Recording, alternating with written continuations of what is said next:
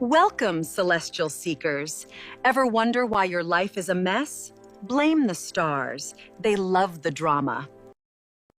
So, if you know an Aquarius, you've probably noticed their relationship with money can be, well, a little bit confusing, right? But it's not random. There's this really fascinating, deeply held philosophy behind it all, and today we're going to decode the Aquarian wallet. It really all starts with one simple question. Before they buy anything, literally before a single dollar leaves their pocket, the Aquarius asks, "What for?" And no, this isn't about being cheap.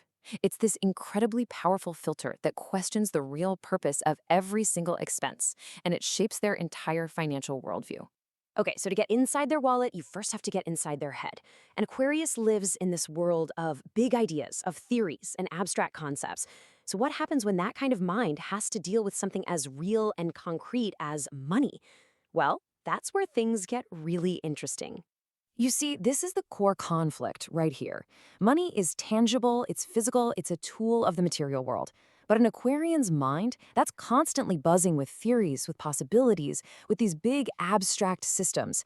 And that creates this fundamental disconnect between the cold, hard cash in their wallet and the sprawling ideas in their head. And this disconnect, it leads them to what you could call the Aquarian view. They tend to look at the entire system of money and see it as the root of so many problems in the world. Everything from war and social injustice to just personal greed. To them, money isn't just a tool, it's a deeply flawed human invention, a system that's just ripe for critique. And that's exactly why an Aquarius would genuinely rather spend 2 hours debating the pros and cons of capitalism than spend 10 minutes talking about their own personal budget. The big picture stuff is just way more fascinating to them than the boring little details of their own finances. But this whole philosophical stance, it doesn't just stay in their head. Oh no, it naturally spills over and turns into a kind of rebellion.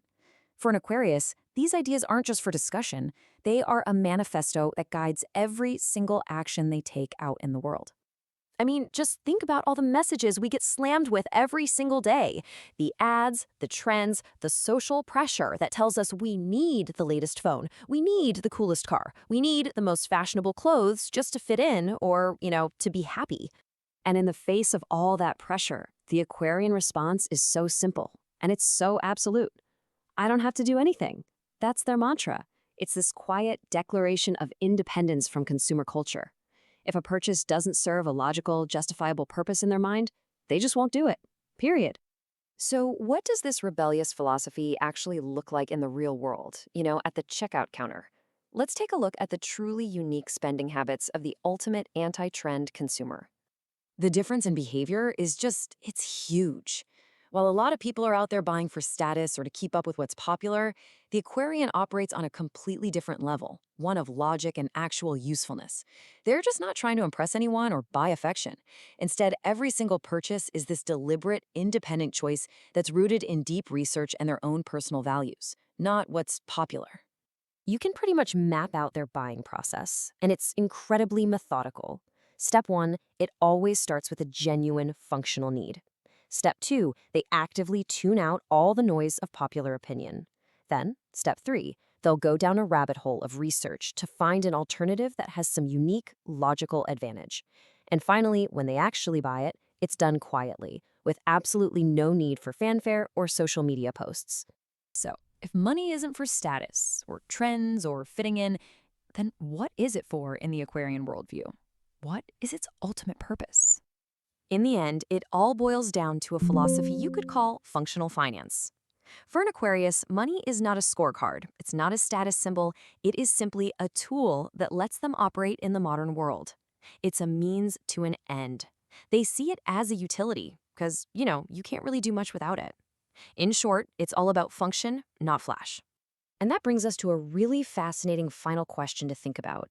Is this anti-trend, deeply philosophical approach to money a sharp critique of our consumer-driven society?